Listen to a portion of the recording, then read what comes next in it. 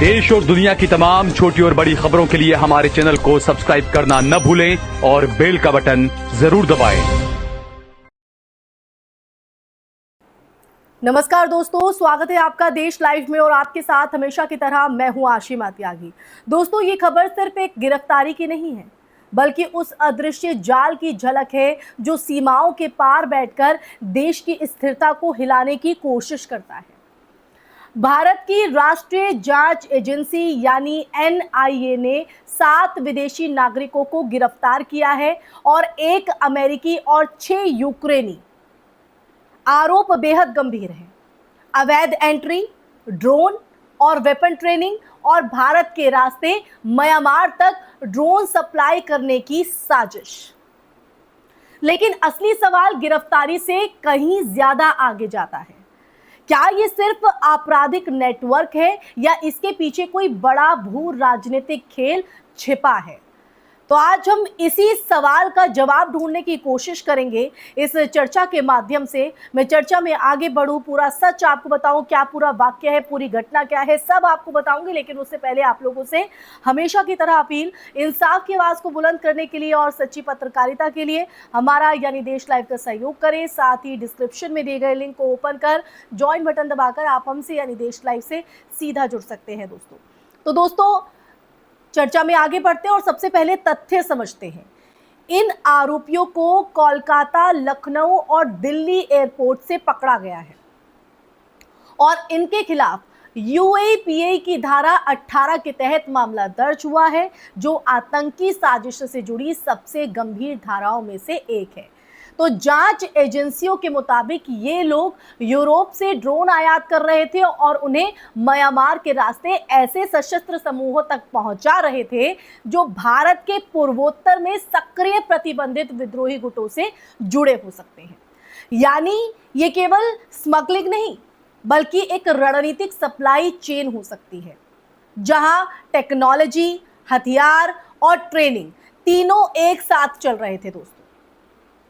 अब देखिए, यहां पर सबसे महत्वपूर्ण तत्व है ड्रोन। पिछले कुछ सालों में आप देखिए, पिछले कुछ सालों में ड्रोन युद्ध, ड्रोन वॉरफेयर की अगर हम बात करें तो इसने दुनिया की सुरक्षा व्यवस्था को पूरी तरह से बदल कर रख दिया है।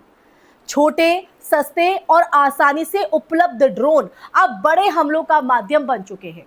तो यूक्रेन रूस युद्ध में हमने ये देखा है कि कैसे ड्रोन ने युद्ध की दिशा बदल दी। और ऐसे में अगर वही तकनीक भारत के अंदर या उसके पड़ोस में सक्रिय समूहों तक पहुंचती है तो ये राष्ट्रीय सुरक्षा के लिए एक बड़ा खतरा बन सकता है। लेकिन देखिए, कहानी जो है वो यही खत्म नहीं होती है। एक अमेरिकी नागरिक का इसमें शामिल होना सवालों को और गहरा करता है। क्या ये किसी व्यक्तिगत नेटवर्क का हिस्सा है या इसके पीछे कोई संगठित अंतरराष्ट्रीय कनेक्शन है? देखिए, ध्यान देने वाली बात यहां पर यह है कि अभी तक आधिकारिक तौर पर किसी देश की सरकार की संलिप्तता जो है वो साबित नहीं हुई।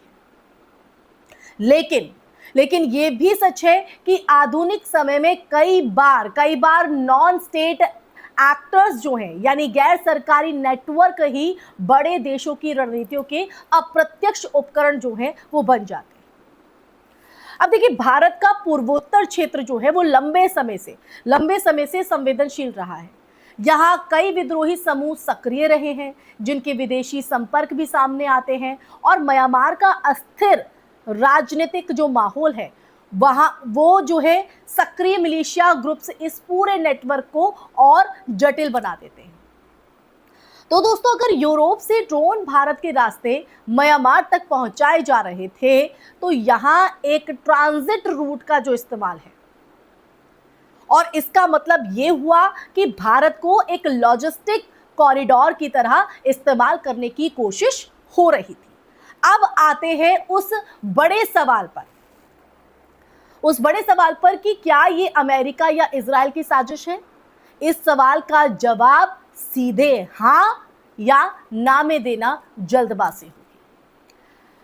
तो अंतरराष्ट्रीय राजनीति में चीजें इतनी सीधी नहीं होती हैं दोस्तों कि किसी एक नागरिक की गिरफ्तारी को पूरे देश की नीति से जोड़ देना तथ्यात्मक रूप से सही नहीं है।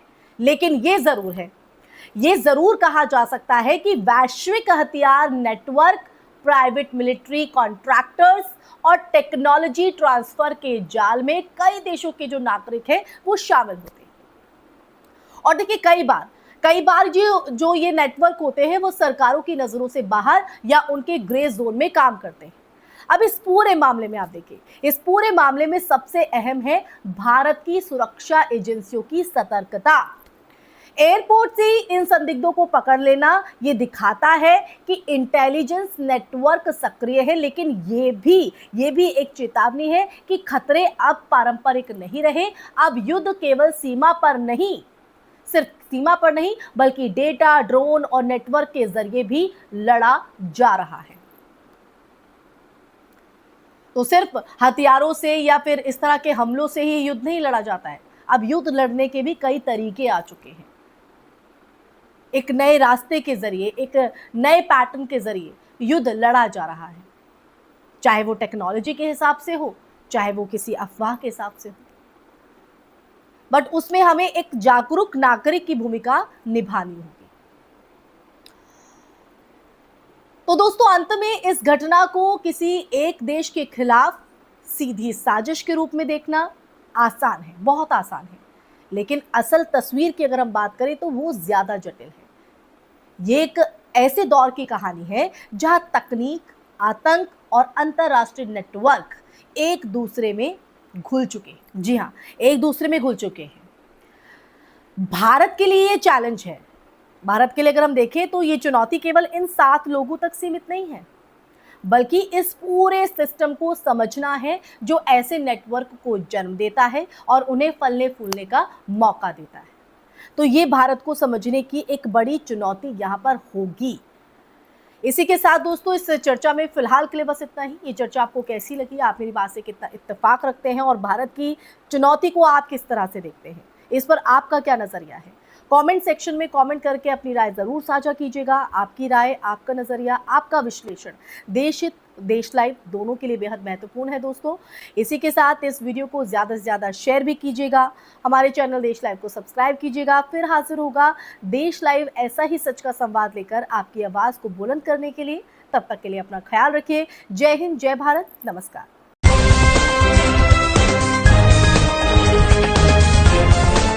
देश और दुनिया की तमाम छोटी और बड़ी खबरों के लिए हमारे चैनल को सब्सक्राइब करना न भूलें और बेल का बटन जरूर दबाएं।